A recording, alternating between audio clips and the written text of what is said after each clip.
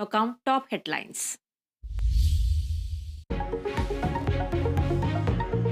Police മേധാവിയായി ചുമതലയേറ്റ റവാഡ ചന്ദ്രശേഖർ. റവാഡയുടെ ആദ്യ ഔദ്യോഗിക പരിപാടി മുഖ്യമന്ത്രിക്കൊപ്പം കണ്ണൂരിൽ. വെല്ലുവിളികളുള്ള ചുമതലയെന്ന് DGP റവാഡ ചന്ദ്രശേഖർ.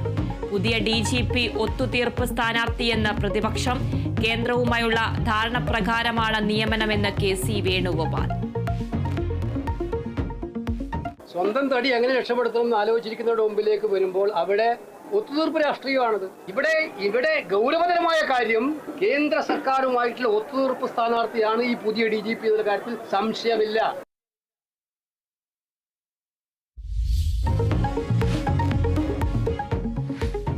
പോലീസ് മേധാവിയുടെ ആദ്യ വാർത്താ സമ്മേളനത്തിനിടെ നാടകീയ രംഗങ്ങൾ. മാധ്യമപ്രവർത്തകനല്ലാത്തയാൾ ചോദ്യം ചോദിച്ച് DGPക്ക് അരികിൽ. 30 വർഷം കാക്കിയിട്ടിട്ടും നീതി കിട്ടിയില്ലെന്ന് പരാതി. മുഖ്യമന്ത്രിക്കടക്കം പരാതി നൽകിയിട്ടും നടപടിയില്ല. മറുപടി വേണമെന്നും പരാതിക്കാരൻ.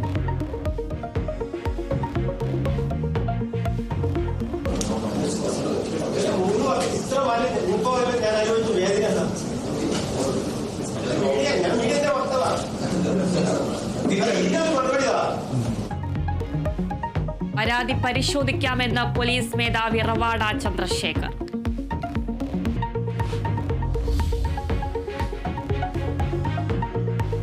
കീം പരീക്ഷാ ഫലം പ്രഖ്യാപിച്ചു. എറണാകുളം മൂവാറ്റുപുഴ സ്വദേശി ജോൺ ഷിനോജിന് എഞ്ചിനീയറിംഗ് പ്രവേശന പരീക്ഷയിൽ 1ാം റാങ്ക്.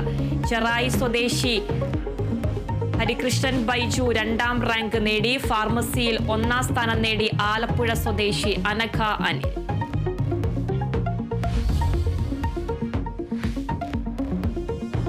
തിരുവനന്തപുരം മെഡിക്കൽ കോളേജിലെ ശസ്ത്രക്രിയാ പ്രതിസന്ധിക്ക് പരിഹാരം. ശസ്ത്രക്രിയ ഉപകരണങ്ങൾ ആശുപത്രിയിൽ എത്തിച്ചു. ഉപകരണങ്ങൾ എത്തിച്ചത് ഹൈദരാബാദിൽ നിന്ന് രാവിലെ. മുടങ്ങിക്കിടന്ന ശസ്ത്രക്രിയകൾ പുനരാരംഭിച്ചു.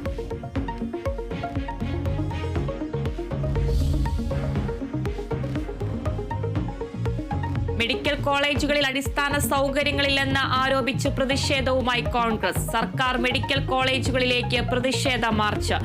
ആരോഗ്യ കേരളം വെന്റിലേറ്ററിലെന്ന് പ്രതിപക്ഷ നേതാവ് VD സതീശൻ. ആരോഗ്യവകുപ്പിന് പിടിപെട്ട രോഗം PR ആണെന്ന് ഷാഫി പറമ്പിൽ MP. തിരുവനന്തപുരം മെഡിക്കൽ കോളേജിലെ പ്രതിസന്ധിയിൽ സൂപ്രണ്ട് ഓഫീസിലേക്ക് BJP മാർച്ച്. ആരോഗ്യവകുപ്പിനെ വീണ ജോർജ് അസ്ഥികൂടമാക്കി മാറ്റിയെന്ന് BJP നേതാവ് K സുരേന്ദ്രൻ.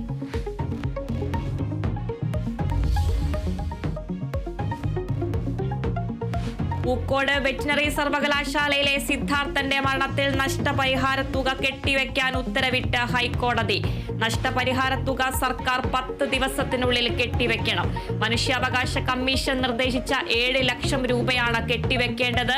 കമ്മീഷൻ ഉത്തരവിനെതിരെ ഹർജി സമർപ്പിക്കാൻ സർക്കാർ എന്തുകൊണ്ട് വൈകിയെന്നും കോടതി. വിശദമായ സത്യവാങ്മൂലം സമർപ്പിക്കണമെന്നും ഹൈക്കോടതി.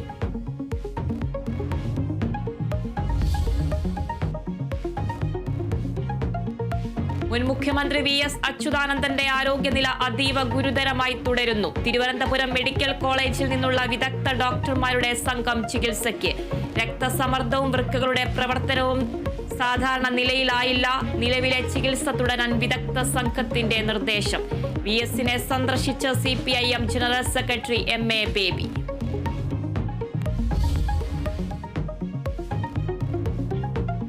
പാലക്കാട് അട്ടപ്പാടി മുക്കാലിയിൽ തമ്പടിച്ച് കാട്ടാനക്കൂട്ടം.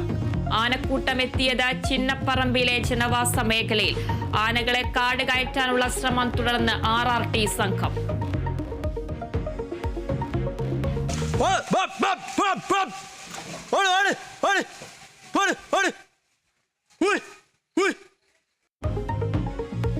പത്തനംതിട്ട കോന്നിയിൽ വനംവകുപ്പ് ജീവനക്കാർക്കെതിരെ പാഞ്ഞെടുത്ത് കാട്ടാന. 8 ജീവനക്കാർക്ക് പരിക്ക്. ആക്രമണം ആനയെ തുരത്താനുള്ള ദൗത്യത്തിനിടെ.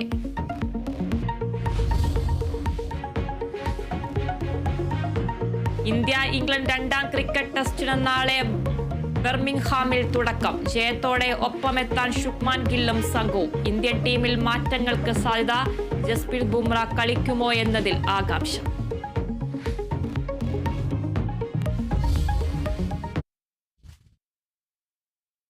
വാർത്തകൾ വിശദമായി നോക്കാം. സംസ്ഥാന പോലീസ്